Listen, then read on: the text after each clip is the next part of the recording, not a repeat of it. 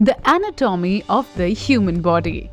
The human body is such an interesting and bizarre location, isn't it? To think of the millions of atoms that come together to form a single human body is just mind-blowing. And let's not forget the part about the numerous diverse functions that all the different parts and organs of one's body tends to play. It is quite wonderful how intricately and complexly the anatomy of the human body is put together piece by piece, almost like building a puzzle from scratch. But what about solving the puzzle? Well then, let's get right to it. The mouth. Considering how the mouth is like an opening for the digestive system, this is where it all begins. The food and drinks that we consume are all broken down into various imperative nutrients that help to keep us invigorated as well as help our cells to grow and repair. This is why we chew our food instead of gulping it, because as the former takes place, it starts breaking down into pieces to make the process of digestion much easier with the obvious help of saliva. And gulping an entire food item does not really sound like a good idea either. The way to the stomach. Let's make our way to the throat now, also known as the pharynx. The throat is like a passageway that leads all the way from your mouth and nose to the esophagus and larynx. Wow, it's almost like a maze inside the body. Now, as the food travels from the larynx, hold up, that's the wrong pipe. As the food passes through the esophagus, yes, much better. It goes inside a muscle that opens up specifically for the food, so that it passes through the valve and goes straight into the stomach. Did you know that your stomach actually has acidic content to a certain level? Well, how do you think all the nutrients are broken down? The small intestine. Let's admit it, this was the best part of any biology diagram in high school because of its coil or snake-like structure. Well, do you happen to know that this long coil-like structure is about 20 feet long? Whoa, what?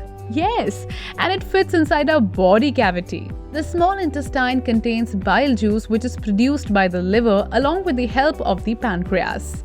And it is not only extremely important for the digestion of fat, but also helps in taking out waste from your blood. So where is it stored?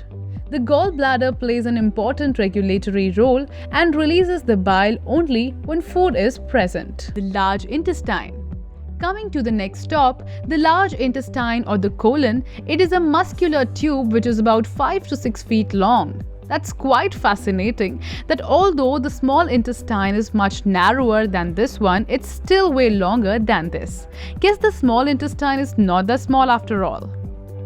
The colon is surrounded by bacteria. Don't worry, these are the good bacteria because these tend to be really handy when it comes to the breaking down of the food you eat and absorption of the essential vitamins and nutrients for the usage of your body. Besides the bacteria, there is also something else that is a part of the colon. It is the appendix. Well, not exactly a part of it, as it projects out of the large intestine. This organ is a vestigial remnant of our evolutionary past. The rectum. You would be surprised to know that your stool is formed inside your large intestine until it can be defecated. And that happens as the large intestine absorbs water from the chyme and stores it into the form of feces. And when that occupies too much space in the left colon, then it passes it all to the rectum within almost about 36 hours. Let's talk more about the rectum though.